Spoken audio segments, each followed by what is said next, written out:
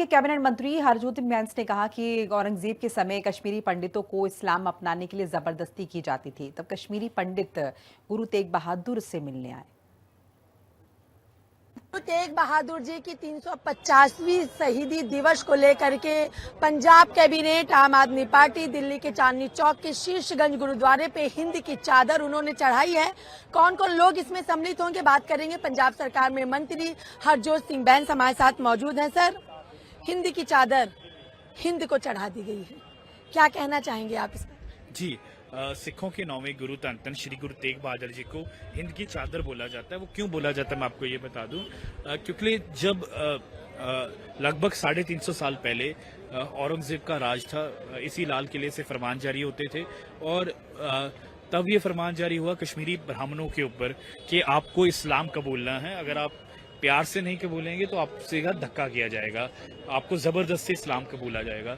वो भी इसलिए क्योंकि उसको लगता था कि अगर कश्मीरी पंडित मान जाएंगे तो बाकी हिंदूज जो हैं उनको देखकर उनको फॉलो करेंगे। तब कश्मीरी पंडित जी गुरु साहब के पास आते हैं अनंतपुर साहिब में, नौवें पातशाह जी के पास, और उनको बताते हैं कि ऐसे ऐसे कर कर हमें औरंगजेब धक्के से इस्लाम कबूलने की बात कर रहा है। तो गुरु साहब उनको बोलते हैं कि उसको जाकर बोल दो कि अगर वो उनको इस्लाम कबूल करवा देगा तो वो भी कर लेंगे। तो पहली बारी हुआ कि गुरु साहब खुद चलकर अनंतपुर साहब से यहाँ आए अपनी गिरफ्तारी देने, अपनी शहादत देने, और इसी स्थान पर गुरु साहब के सामने गुरु साहब के 3 सिखों को जो उनके न्याय सिख थे उनको शहीद कर दिया, बुरी तरह से तसीहे दिए गए। भाई मती दास जी, भाई सतीदास जी, भाई दयाला जी को किसी को कॉटन में लपेट कर जलाया गया, किसी को आरे से चिरवाया गया, किसी को एक बहुत बड़े जिसको बर्तन में पानी में उबाला गया। ऐसे इस तरीके से जो शहादतें की, पर गुरु साहब ने अपना सीस का भी बलिदान दिया और इसलिए उनको हिंद की चादर बोलते हैं।